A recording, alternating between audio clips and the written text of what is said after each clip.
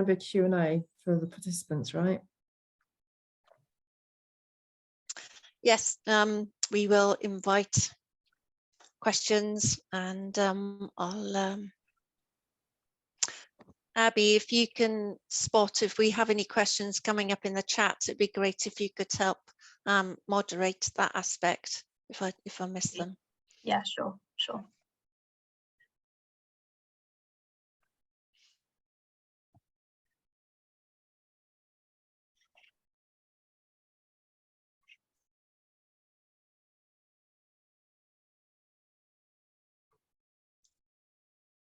Okay, I think we've had some people join us. I'll just wait a moment for others to join the session. Welcome to the session. This final event of our Go Red Week for RedR. I don't know whether you spotted on LinkedIn and social media posts where we had people making a red velvet chocolate cake as a challenge, but also to be entirely sustainable, a bike ride, so people could put on the calories but then burn them off as well at the same time. So net effect would be 0 by the end of the week. So I thought that was interesting that somebody put those two together. But a definite theme of climate change that's been running through this week.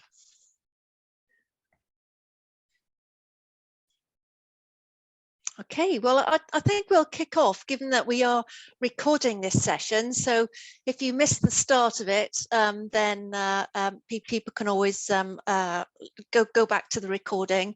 And of course, those who are going to do that won't hear me saying that, will they? But thank you so much for our professionals, colleagues on the line who've joined us as panel speakers today. We've got a great lineup, and so grateful to them for giving of their time to speak about such an important topic that's so relevant to the humanitarian and engineering world, with climate change projected to be on the increase. There are going to be more disasters and crises, unfortunately, to which we're going to have to respond, and that's going to escalate. And so the need for the work that we do is only going to grow. But I think because we are unique in that we have both the engineers feeding into this, other professionals, health professionals and humanitarians, I think we're in a really good position to be able to bring that knowledge and share and collaborate with the humanitarian sector so we can really strengthen our response. And I think that's really exciting, sort of having a foot in each of those worlds now. I'm Sally Sudworth, I'm the Chief Exec for RedR UK, and I've got a background in climate change and sustainability. I was the previous Global Head of Sustainability and Climate Change at Mott MacDonald, and also at the Environment Agency that I worked at before then. I was Sustainability Lead, but also led on the creation of the Net Zero strategy for their infrastructure. And so I'm a chartered engineer and chartered environmentalist. And so this whole subject area is really close to my heart. And I think that this discussion pertinent to all of us. I don't know whether you heard announcements in the news this week where they were talking about the fact that we're going to pass the 1.5 degrees C warming effect over pre-industrial times sooner rather than later. So there's even more need for us to act now and deploy all of the tools and strategies that we have at our disposal. One scary fact from last year, it was recorded at Summit Station on Greenland that it rained there for the first time on record. So we've got a major ice sheet there, and it rained for the first time. It didn't snow, and that was seen as a bit of a turning point there. And so with this increase of over 1.5 degrees, we don't really know what sort of tipping points are going to materialize as a consequence. So thankful to be part of this community of professionals who are committed to doing the right thing, influencing their networks, and working collaboratively to be able to solve some of these challenges that we're facing. And so really looking forward to this debate today. So we have Noorullah Kuchai from RedR UK, we have Scott Brooks from Ramble, we have Georgia Elliott-Smith from Element 4 and She Changes Climate. We've got Bea Sennewald from Article 25, Natalie Cropp from Tony G, and Helen Meekins from Mott MacDonald, which is just amazing. Thank you all so much. So yes, if I could just ask you to say a few words to introduce yourselves, your job, your role, and what really particularly interests you. You know, why did you agree to join in today? What do you think we're going to achieve? So if I can come to Noor first, as you're first on my list. Thank you, Sally. So I am a former humanitarian aid worker, and I've always been an advocate to reduce the environmental impact that we are having because of the humanitarian operations and the way we work in the humanitarian sector. I have always been trying to bring in the experts in the construction industry, academia, and the humanitarian sector to work together to deliver solutions for the much needy people around the world, but in a very sustainable manner. And that's what I am really interested in. That's why I'm here. Thank you. Thanks, Noor. And moving to Scott, please. Thanks, Sally. Thanks for that introduction. Hi, folks. My name is Scott Brooks. I'm a director at Ramble. I'm a chartered structural engineer by trade, specializing in building refurbishment and the circular economy. Most recently, I authored a structured guide on the practical implementation of the circular economy in the built environment, and I think that's going to be due out in the next couple months. I also lead the international development team for Ramble UK, and we support partners like RedR across quite a wide array of different engineering and consultancy disciplines, both in country and remotely. And most recently, we supported RedR in the development of a training course for the assessment of existing buildings, post emergency incident. And really, in answer to your question, Sally, about what I'm passionate about, I'm kind of passionate about solutions that don't compromise on their impact, but are also inherently sustainable. Yes, yeah, thank you. Thanks very much. And over to Georgia. Hi, good afternoon. My name is Georgia Elliott-Smith. I'm the Managing Director of Element 4. We are a sustainability consultancy working in the real estate and construction sector. I'm by background an environmental engineer and a chartered environmentalist. I'm also a former UNESCO Special Junior Envoy for Youth and Environment, and currently on the steering committee for She Changes Climate, which is an organisation driving for greater inclusion in women at all levels of climate solutions, from international negotiation tables to grassroots Indigenous populations. And so, you know, my interest and my passion is, even though I'm an engineer, I work in construction, have done for 25 years, trying to drive solutions within industry. In 2018, I became an environmental activist with Extinction Rebellion, and it's something that I'm incredibly proud of. It changed my life, it changed the direction of my work, and I'm passionate now about systems change and about, you know, ending greenwash and driving solutions at scale by looking at the systems within which we work. So that's my real passion, and it led me to take the UK government to High Court in 2021 over failure to price carbon emissions. So, you know, this is something that I take very personally, and I love it and drive it, and yeah, talk about it a lot. So thank you very much for inviting me to speak here. No, you're welcome. And it's fascinating, isn't it, when people complain about XR and the actions they take and the disruption that causes when they fail to see the bigger picture and the reason why people are they're trying to draw their attention to the even bigger consequences if we fail to act. And just thinking back to the suffragettes and the women's movement and the lengths that they had to go to for women to earn the right to vote.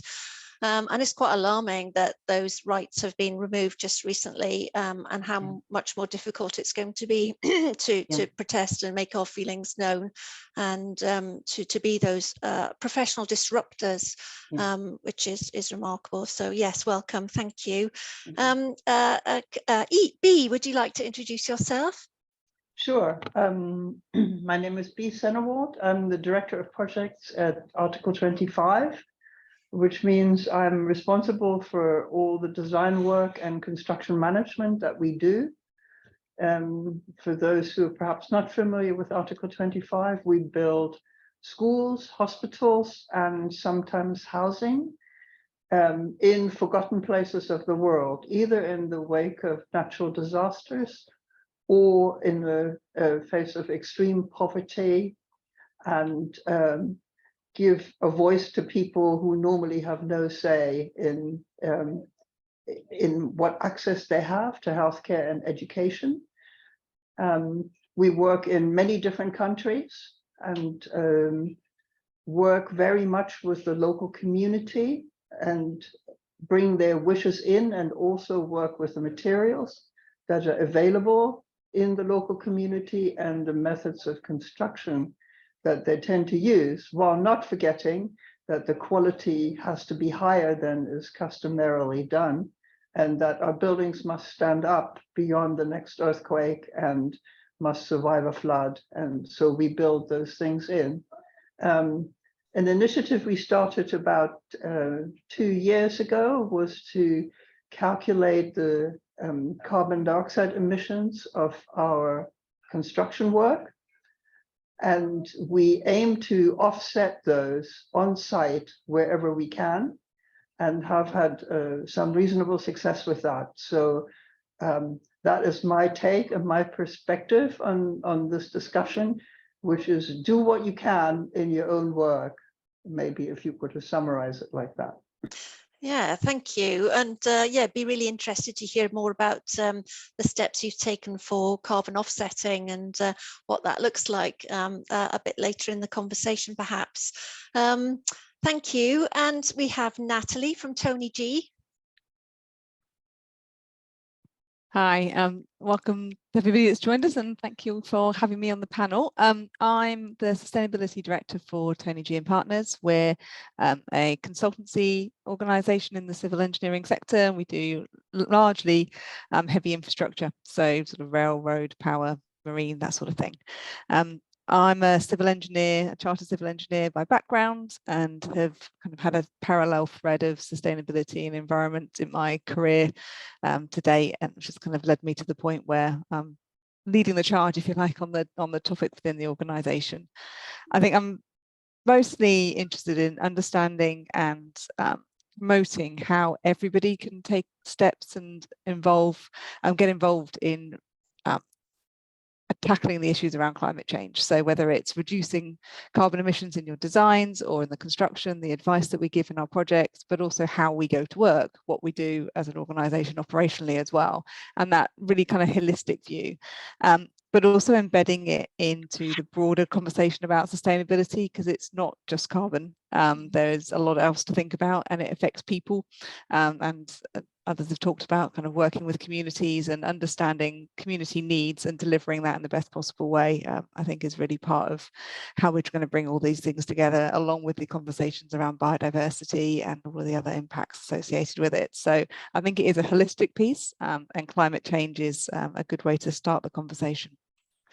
Yes, yeah, thank you. I completely agree. You know, those other aspects of sustainability, like the circular economy, nature-based solutions, biodiversity that you mentioned, you know, they all have a part to play in making the world a better place. And we don't want to focus on just one area to the detriment of all the rest. It's those balanced solutions, isn't it, that we're seeking.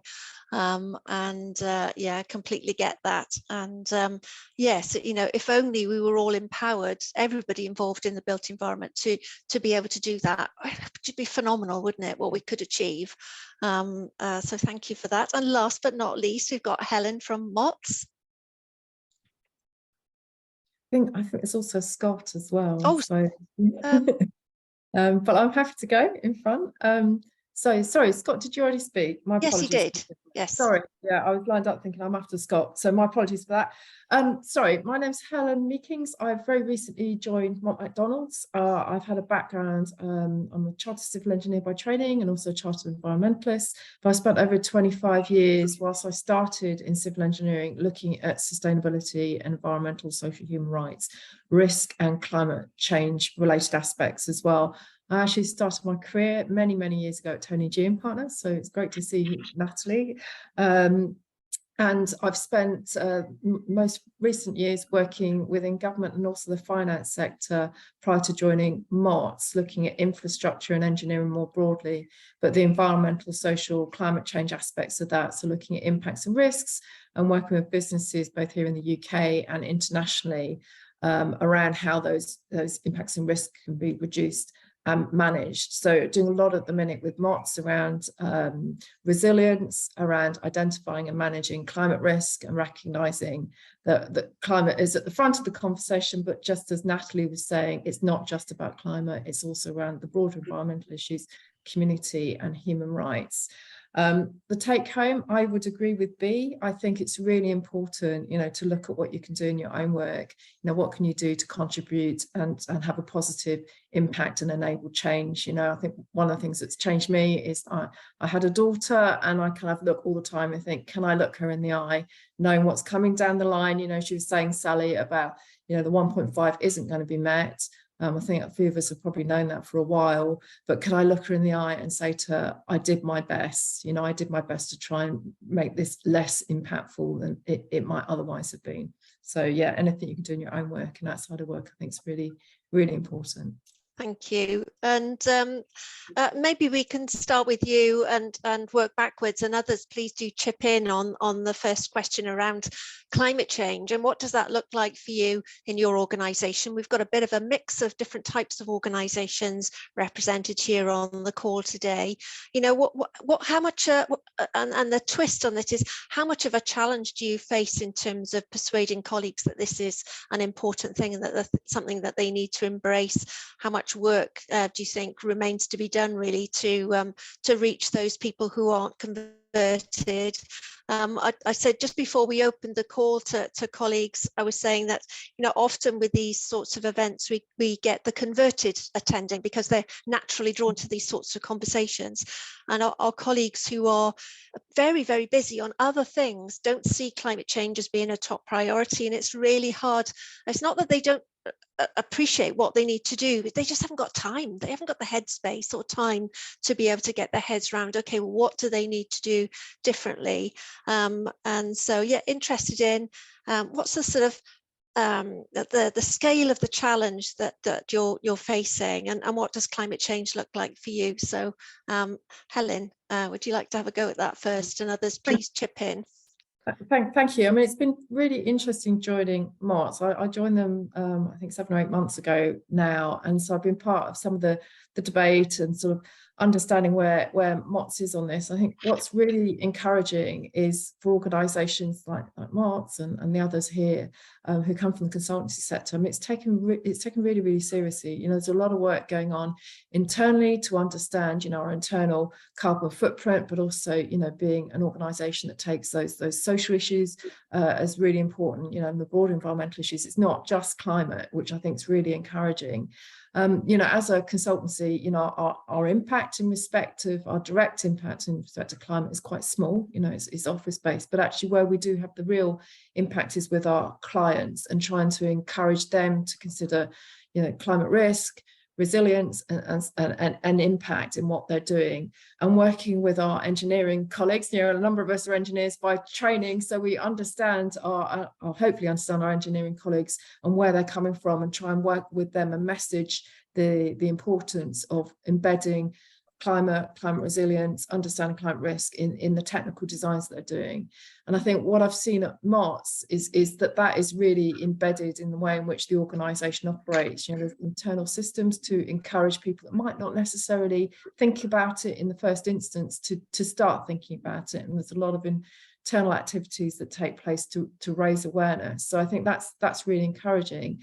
But I think, you know, what came up on Monday's series of these panel discussions, I think it will be common to those of us working in the consultancy sector today, is actually it's about our customers, our clients, and trying to influence them.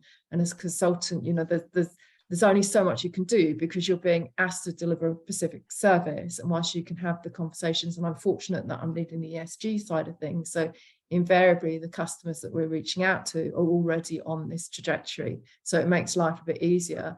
Whereas if you're dealing with your traditional clients in the infrastructure engineering side of things, actually it's a conversation you need to broach. And that's kind of the next step. And what I will be doing within Mott is starting those conversations with some of our customers that perhaps are not thinking about these issues. So yeah, yeah, no, thank you. And I think it's really interesting, this point that you raise of the influence that you have, and how I guess we can help people at least make informed decisions about the course they then go on to take, and persuading them to consider climate change and all of the benefits associated with that.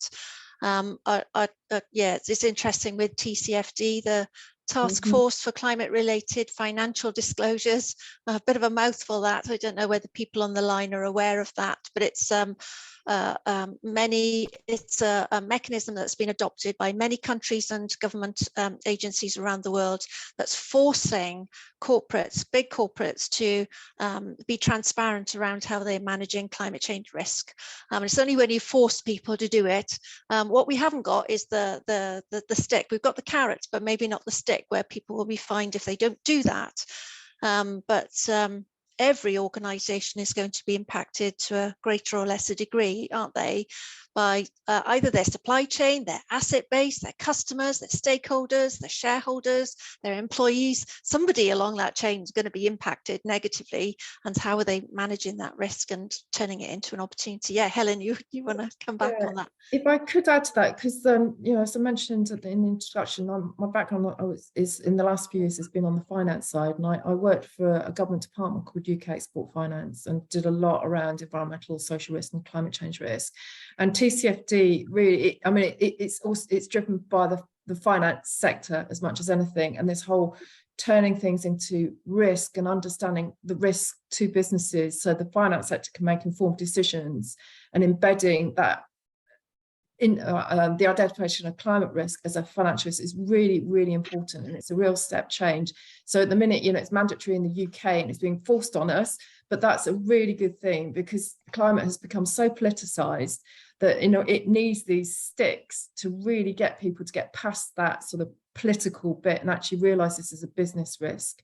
And I think if you look at what's been happening on the impact side, you know, many of us have been involved in sustainability for many, many years, and it's got us quite a long way, you know, it's got it on the agenda, but really embedding the thinking into businesses, it's got a long way to go. And I think getting on enterprise risk, getting businesses to think about it, getting them to think about it as a financial risk, the financial sector saying, you know, we're not going to finance some of these companies anymore, and you can see that with them pulling out of the coal industry, really will get introduced to this type of thing. So I think it's really important. So. Yeah, thank you. Just a reminder to people, I can see there's activity on the chat. If you want to ask a question, please do pose those, and we'll come to them. Thank you, Noor. I saw you put in the link to TCFD for people to look into it. And anybody else want to come in on that? What climate change looks like within your organisation, the scale of the challenge you're facing in persuading colleagues to get onto the same page as yourself, who I'm assuming is you are real ambassadors for this subject.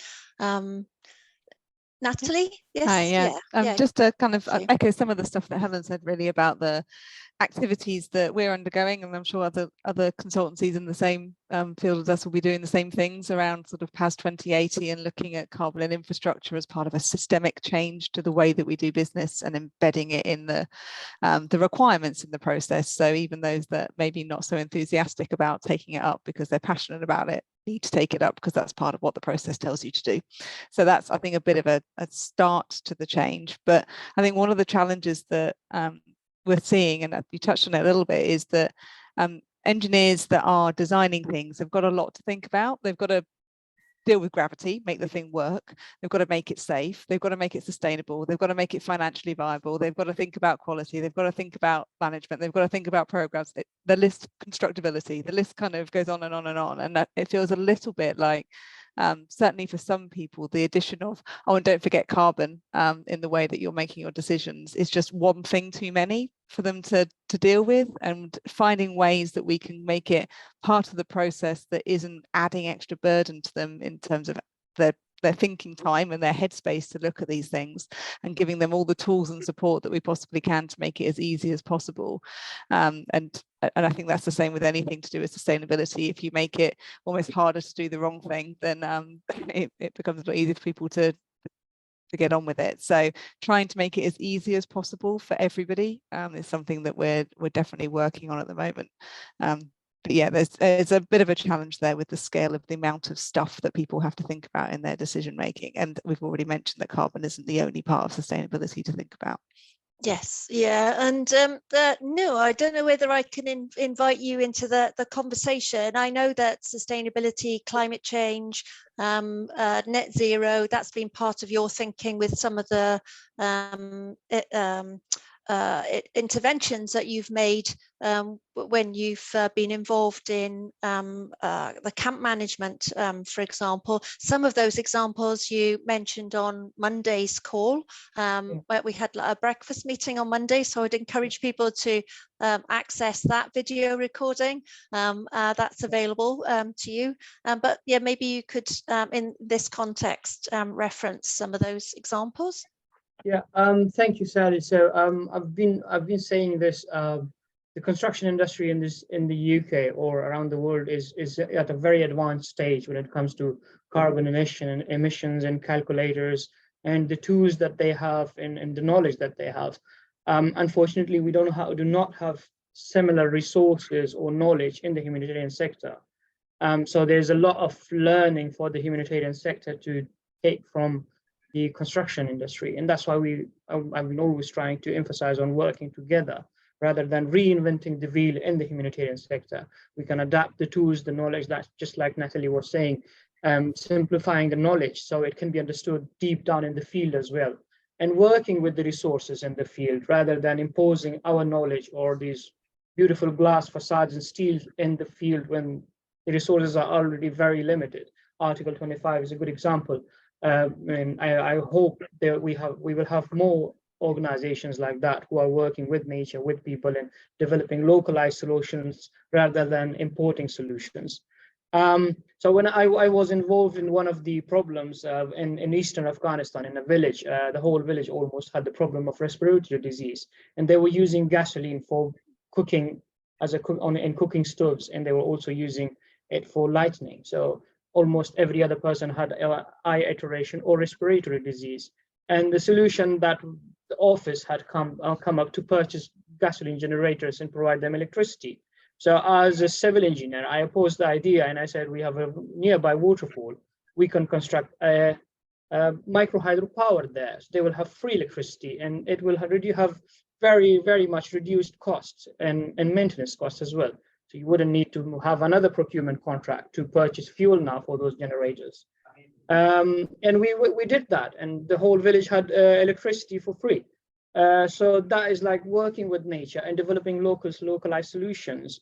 There is tons of examples, but unfortunately, in 2020, I went to Djibouti, a Markazi refugee camp. The whole refugee camp is powered by, or it is not connected to a grid at all. I mean, electricity is a luxury in most of the locations where the displaced families are.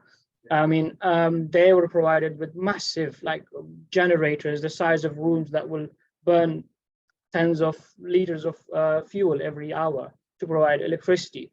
This was in a location where you had almost 360 days of sun. So your solar powers could be a very good option there, but we did not use the knowledge that we have. But probably we didn't have the knowledge in the humanitarian sector.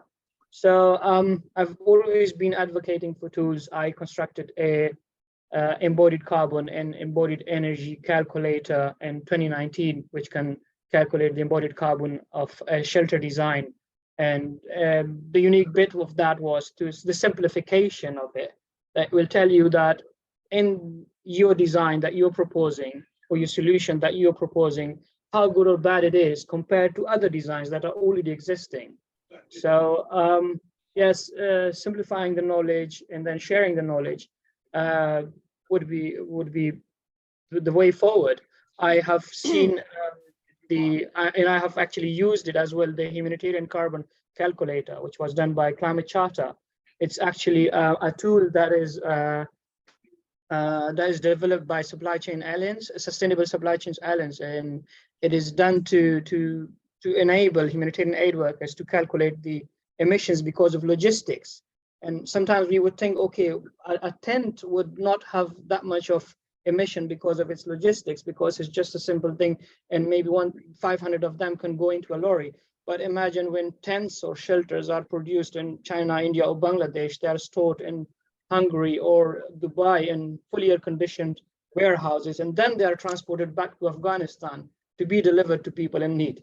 I mean, then you will come up with a completely different picture. So yes, yeah. Thank you. Yeah, you've raised some really interesting points there around, recognizing local resources, using those, being innovative in the application. And then you've also referred to the big picture, understanding the context of some of these decisions that are made, and the choices around how we get the right tools and equipment and resources to people in need in the best way possible. That's all fascinating. Does anybody want to come in on that?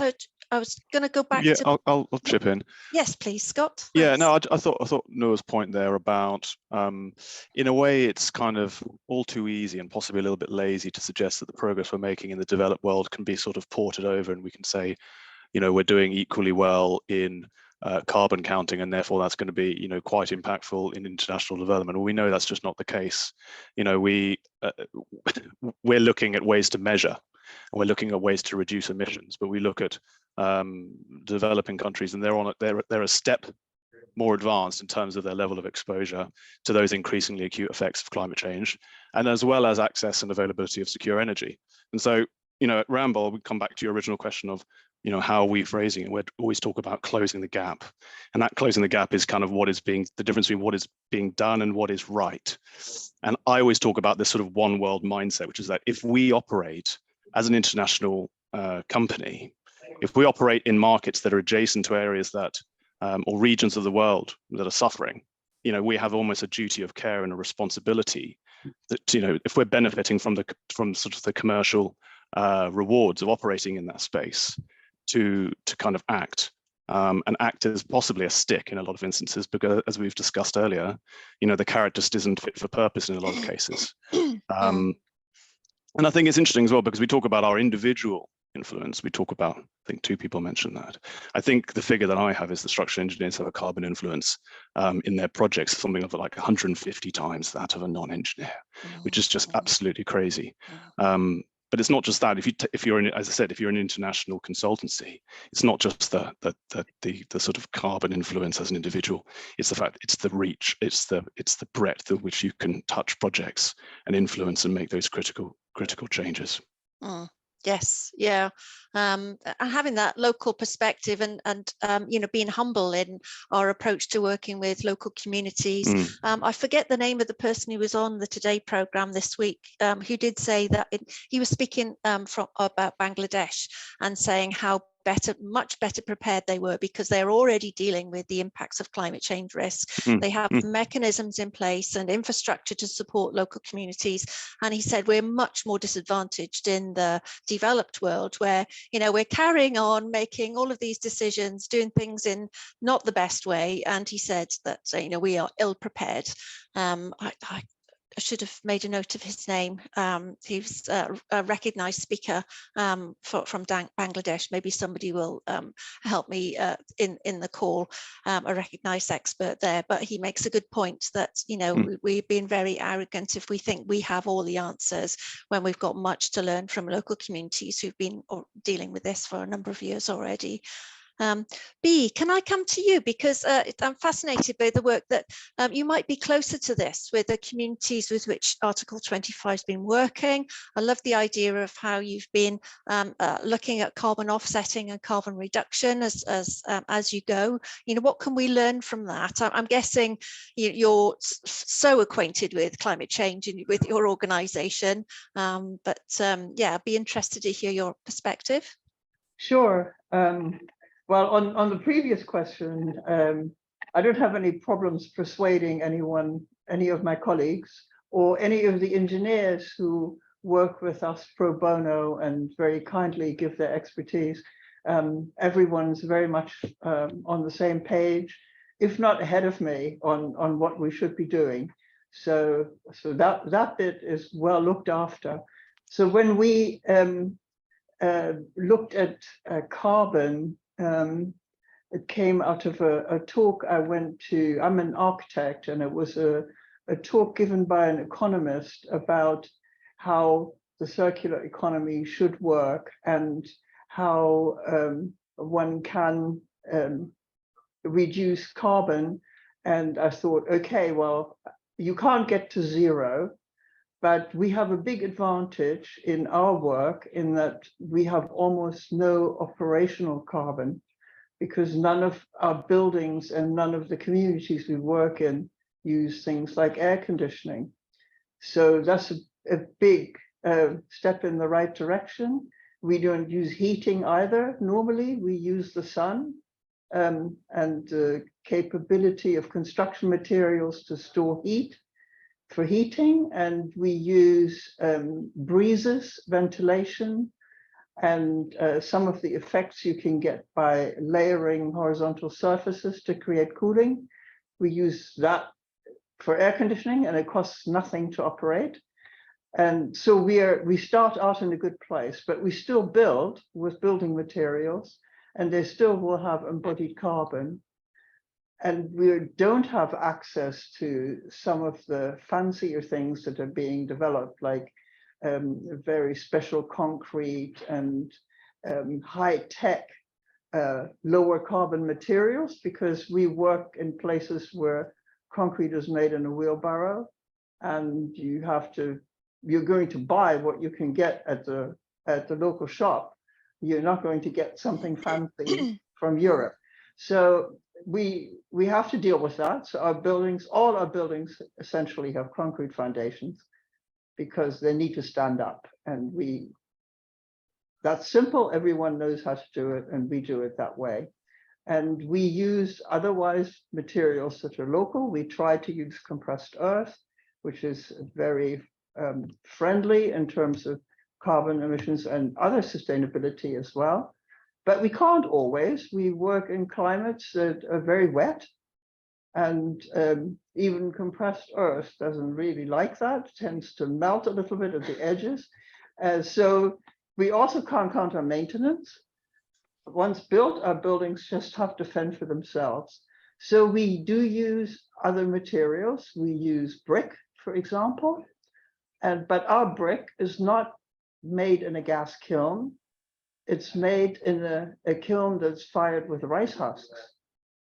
So the energy equation and also the carbon equation is very different, because a rice husk has sequestered carbon while it grew, and then the only carbon it can give off is what had already been sequestered. So it's near zero. Of course, there's other things in the brick, and the brick is not zero, but it is much less. It is 90% less than the same brick that you would buy here in the UK. So we can take these things into account, and then we still come up with X tons of CO2 emissions per building or per project. And then we look at how can we offset this? What can we plant? So a lot of our projects, well, not all, but quite a few, also have food insecurity. So there is a possibility of farming, of planting fruit trees, other edible crops, and though they don't contribute as much as planting a forest in terms of carbon sequestration, they do something, and they serve another need at the same time.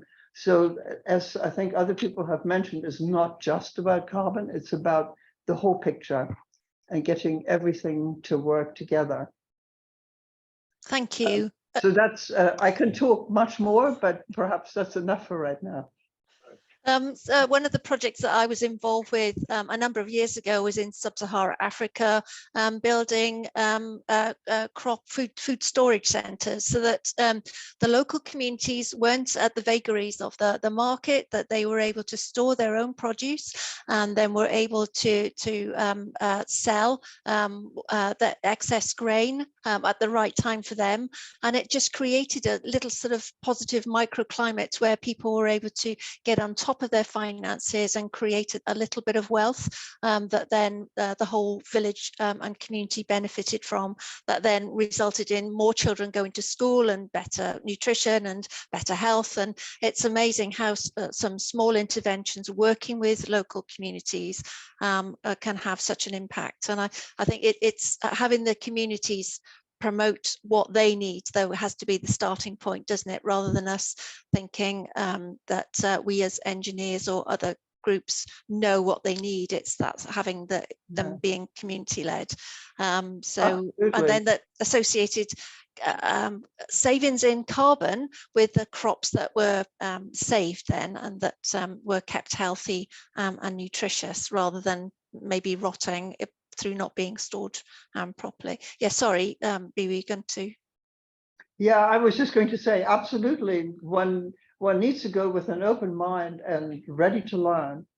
And it's not always just optimizing one thing, it's making the entire picture work and taking into account, you know, what people want. Everyone has aspirations, and those need to be answered as well. Yes. As these abstract things that we're talking about today. Yeah. I mean, I'm not saying they're not important, they're extremely important, but they can't trample over what people think they need and what they think they should have. Yes, yeah, I agree. Georgia, I'd like to bring you in on that climate change question and the opportunities that you have with the different organisations that you're involved with, but also then moving on to another question around the role of the media and how much do we have to counter maybe some effects and impacts that are exaggerated in the media, that maybe are a bit alarmist, that really perhaps don't help us. So yeah, so the first question first around climate change, the scale of the challenge you're facing in working with colleagues and your partners around that, but then moving into the question around the media, and then we'll ask others to join. Thank you. Yes, I think, well, first of all, on the first question around climate change, I don't think there's anywhere near enough hysteria, frankly. Nowhere near it. We have reached a situation where scientists are chaining themselves to buildings, screaming for people to listen to the science. And frankly, we have intellectualized our way out of thinking we're doing enough. You know, I hear language all the time when I speak to consultants about this is the client's issue, we're trying our best, we're doing our best, we're learning, we're this, we're that. No, we're in an existential threat here. We're talking about life on Earth here, and we are barreling towards the greatest crisis humanity has ever faced, and faster than ever predicted. You know, I mean, this is the IPCC reports, which are the global consensus from climate scientists, are telling us, they told us in 2018 that it was 12 years till catastrophic tipping points. Every year they revise that to say it's happening sooner than we predicted. You know, we've just had these headlines this year saying that 1.5 degrees is now practically impossible. When are we going to listen? And I think, you know, it makes me quite angry when I hear people saying that we're trying our best, because it's just not true. We're not. We know that the IPCC and, you know, everybody around the world knows we must end fossil fuel production. We must end it. And yet our engineering companies are enabling new fossil fuel exploration and expansion. You know, that's not okay. And so to talk about sustainability and to talk about climate change as if, you know, we're really genuinely acting on solutions when those same companies are empowering new extraction of fossil fuels, to me utterly wrong and needs addressing. But again, I'm a realist. We live in a capitalist society, you know, and businesses employ people, and this is what I talk about when I talk about systems, is the fact that we live in a system in which polluters pay. Polluters pay great wages. You know, they pay a lot of consultancy fees. They pay a huge amount for greenwashing consultancy that enables them to demonstrate that they're doing their bit when the reality is not so. And they need very well-educated, knowledgeable consultants to enable them to paint that picture. But I think when we talk about humanitarian responses globally, we also have to hold our hands up and say, what are we doing to make those problems worse? You know, and we can't shy away from that. We have to be grown-ups now, you know, and we can't have sensitive feelings around this. We've got to face the reality of what is really going on. And I think, so first thing I would say is, the media has a massive part to play in anesthetizing generally the populace to the reality of what is happening here. We ought to be far more hysterical about what's happening and demanding solutions. And I think actually, I think the most insidious thing is not the media, because I think it's actually quite clear when you see what the media is doing. I do generally think that consultancy has a massive part to play in this, in enabling greenwash, enabling that to propagate, because I think if we could see what was really going on, we would be standing up and fighting it more. But I think the corporate messaging around we're doing our best, and you know, you look at any website, nobody's got pictures of great big oil platforms pumping out oil and gas from the sea. They've all got solar panels and, you know, decarbonisation projects. But the reality of how these companies make their money is often very different. And so I think, you know, we need to see the truth. And I think part of being part of Extinction Rebellion is that there are two key tenets here are, one, tell the truth, and two, act now. And those are two principles for me that I think we cannot be shy about. We have to tell the truth. And I think when I talk to clients about their ESG and sustainability strategies, it's about being humble and telling the truth, because we have to talk about it. We can't keep hiding what's really going on behind our brochures and our shiny websites. Tell the truth about how you make your money. Tell the truth about your working with Shell and Exxon and BP and all of these companies that people love to point the finger at, but there was never an oil pipeline or platform or open cast mining project that was built without an engineer or a sustainability consultant writing the planning statement and the environmental statement, you know, showing that this is a great idea. So, you know, I think that this is something that the engineering and consultancy community has to really grow up around and really own, and start to have a really honest conversation about how do we keep people in employment? How do we keep operating in a way that drives technology and drives innovation? But the reality about how we earn our money has to be honest. And I think we also have to be honest about lobbying activity. You know, that for me is the third thing that we don't talk about. I see a lot of seniors in big corporates sucking up to power when really they ought to be holding power to account. You know, regulations, legislation, it's all flawed, and it all enables the status quo to continue. You know, we've now got a managing director of a huge oil and gas company sitting at the top table as the lead of COP28. You know, this is a man who has said his company plans to increase fossil fuel production by 25% over coming years, and yet this is somebody presiding over COP28 negotiations.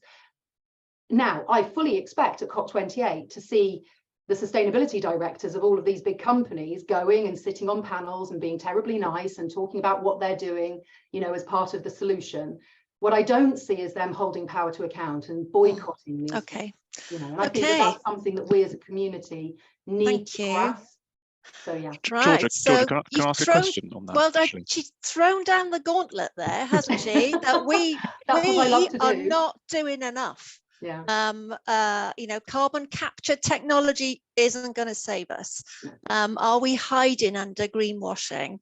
So Scott, is that what you were going to respond to? I was more of a general question. Thank you for those points. I think that was absolutely spot on. I was nodding along to almost all of that.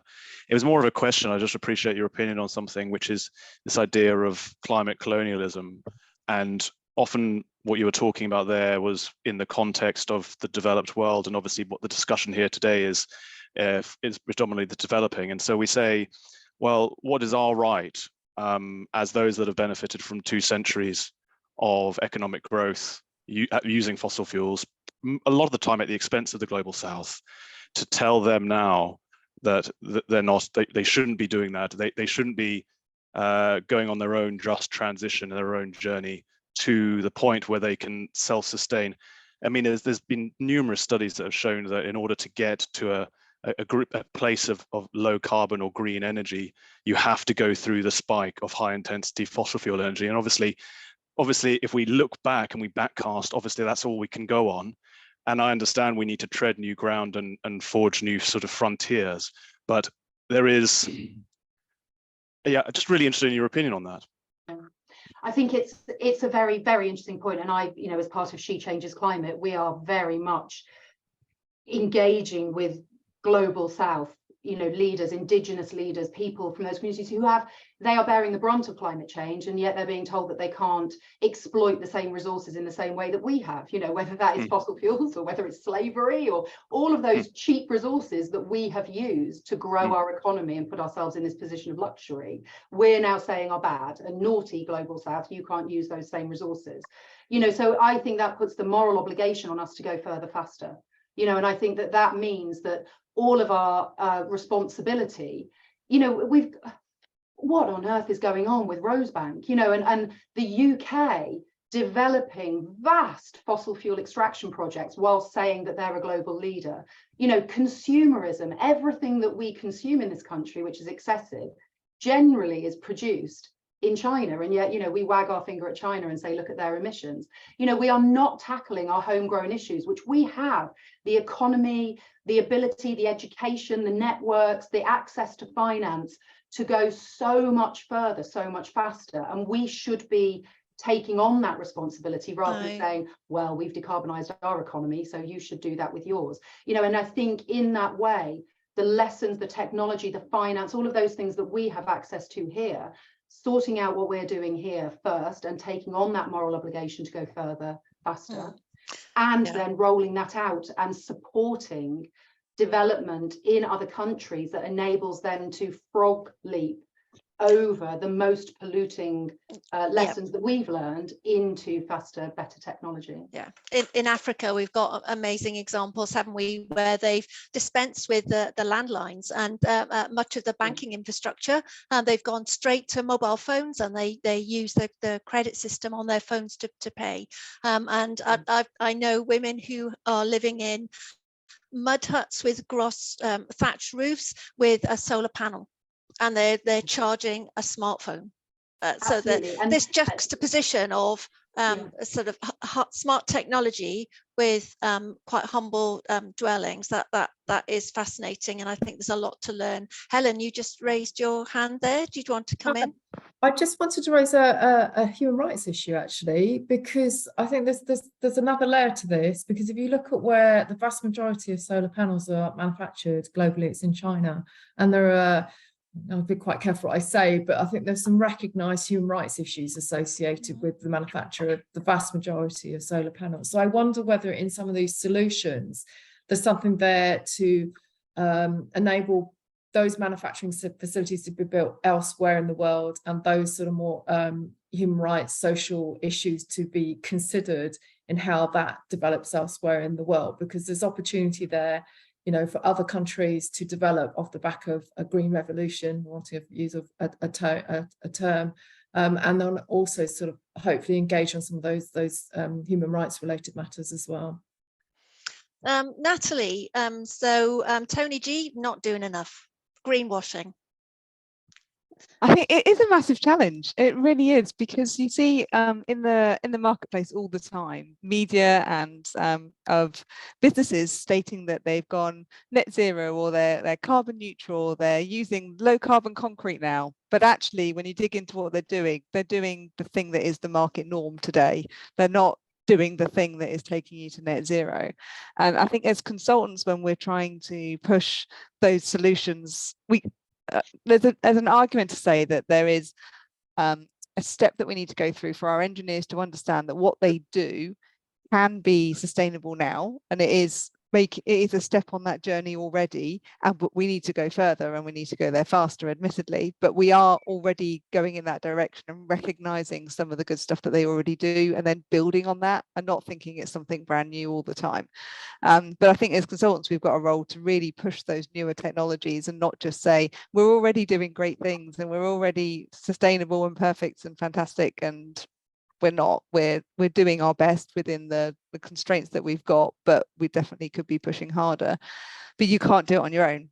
It is a system, and as Georgia says, it's a huge system for us to work within, even within a project. When you're talking with your clients to get approval for new technologies or new products, you can end up quite quickly in an infinite loop of, we want to use this low carbon solution that's a zero carbon concrete, but it's not been used before, so it's not proven, and how are you going to ensure for it or confirm that it's going to, or guarantee that it's going to be okay in 120 years time, and you can't do that, so we can't put it on the network. But we'd want to use it, but it's not been proven before, so we can't use it. And then you keep just going around this loop that we can't do it till we've done it. Well, someone has to take the steps somewhere, and I think perhaps Helen might be better to comment on how we manage the risks of those things in contracts and finance and the like as well, because there is a risk with using new technologies and doing things very differently, and it's not one we can take on our own. We need to take it collaboratively with the kind of the community in a project. And just to pick up on your finance point, Natalie, I mean, it's a real challenge there, because I think that there's two ways of looking at it. The positive bit is that the finance sector is being forced to look at climate-related risks, and that will trickle down to businesses who then need to demonstrate it. It needs to be real. I mean, this is going to go into people's financial accounts, but it's not some sort of ESG sort of greenwash bit. It's real. The negative bit is certainly a lot of the finance sector is quite risk averse. So that point around the new technologies, and you've only got to think about, like, how can we decarbonize the concrete sector or the steel sector? You know, and like I'm doing work at the minute, like looking at some of the technologies in the UK that are being developed, but they're really struggling to get funding. You know, and some of that can come from government, but the purse is only so big, right? So how can you encourage the finance sector to invest in those? And the finance sector, as I say, is traditionally risk averse. It doesn't invest in new technology. So some really difficult challenges. Yeah. I think, you know, to Georgina's point about sort of saying as it is, actually we need to get the finances to take a few more risks on these. Agreed. Yeah, and it's often the period. It's just amazing. I do want to give people the chance to make their one point that the takeaway that they would like to leave the audience with, because we've got just 2 minutes left to go. This is such an amazing debate. We should have had 2 hours, because there's so much more that we've got to explore. And thank you so much for your contributions. Yeah, if I can go in reverse order then, Helen, if there's just one thing that you want somebody to remember from this conversation, what would that be? Don't give up. I mean, just don't give up. Just keep trying, doing everything you can to try and influence where you can, whether it's at home or at work. Persevere. Yes, yeah, keep going. You're not alone. You're amongst a community all trying to make a difference. Thank you. That's really great advice. Natalie, can I come to you? What would your advice be? I think for me, it's that climate change is not just carbon counting. It's a societal issue. It's a system issue. It's people making decisions, people's lives being affected. And I think we need to remember that we can bring the communities together and bring people together to solve it, but it's not just counting carbon. Yes, we haven't really touched on systems of systems, thinking, you know, just understanding how all of this joins up, and the unintended consequences that we want to avoid. But thank you for mentioning that. And Bea, what's your one takeaway you want to convey to the audience today?